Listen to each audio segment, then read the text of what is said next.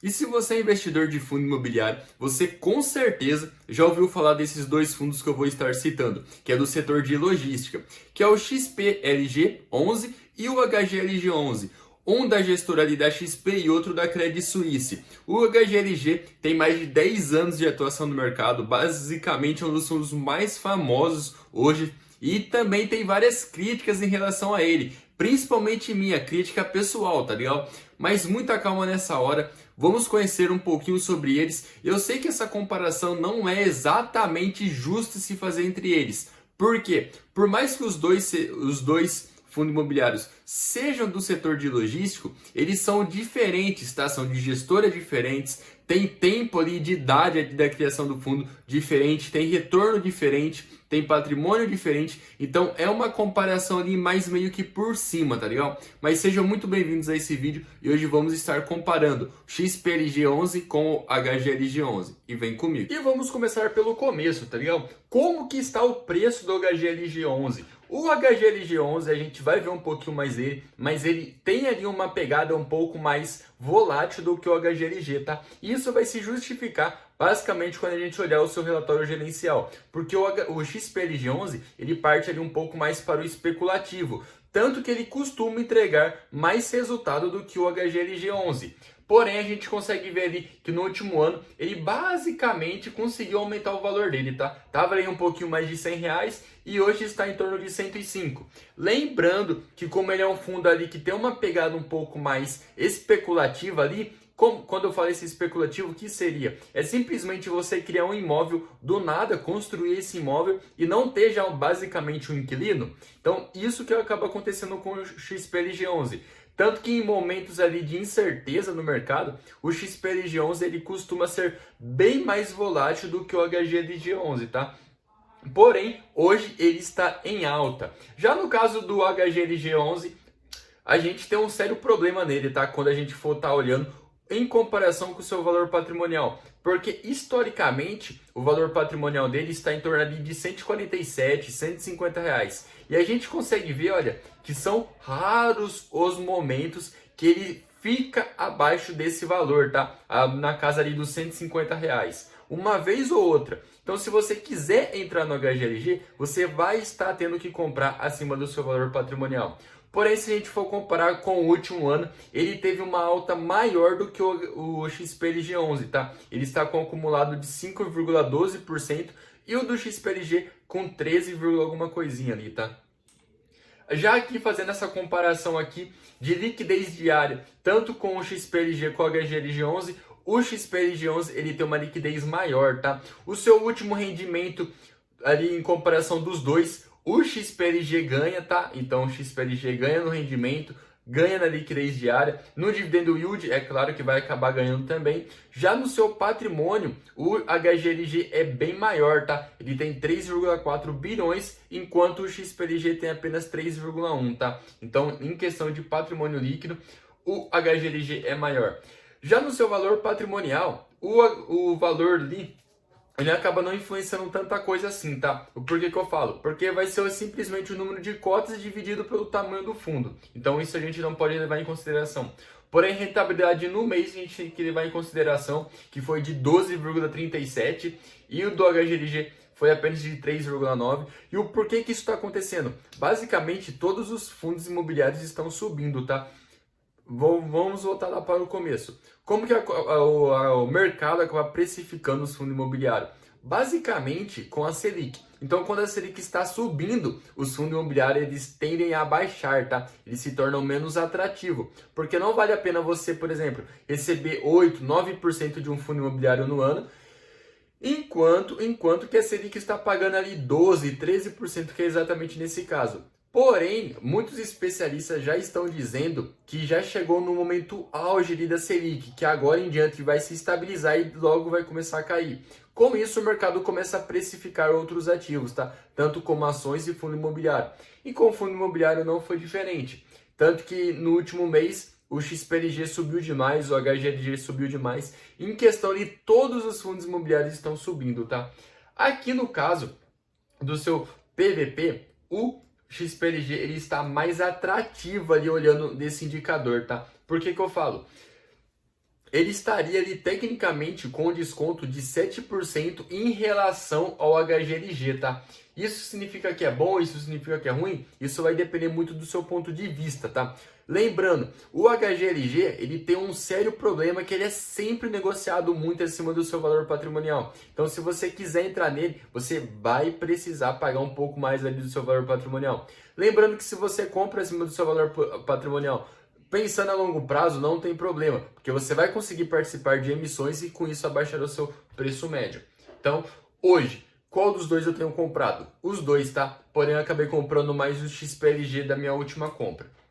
Esse daqui é o do XPLG 11, esse daqui é o do XP e esse daqui é o do HGLG, tá? Então, o XPLG 11 hoje tem 13 ativos em 6 estados diferentes e o HGLG 11 tem 17 ativos em apenas 5 estados diferentes. Lembrando que o HGLG, os dois basicamente são mais concentrados no estado de São Paulo, tá? E a questão das taxas do XPLG 11 é uma taxa bem bacana, tá? Que a sua taxa de performance é 20% do QCD IPCA mais 6 e como o IPCA está lá nas alturas, muito difícil ele vai conseguir atingir essa taxa de performance, tá? Não tem taxa de gestão nem gerenciamento. A única taxa também que ele cobra ali é a taxa de administração, de 0,95% ao ano, tá? E com o tipo de gestão ativa, que é bastante importante. Principalmente por ser um fundo bastante grande, ele tem que ter uma gestão ativa porque dá trabalho você conseguir manter todos os inquilinos. Já no caso do HGLG 11, a única taxa dele é de administração, de 0,6% ao ano sobre o valor de mercado, tá? Então o que acontece? Ele acaba cobrando ali basicamente o valor dele em negociação em bolsa, tá? O que acaba sendo bastante coisa, principalmente que ele é um fundo bastante famoso,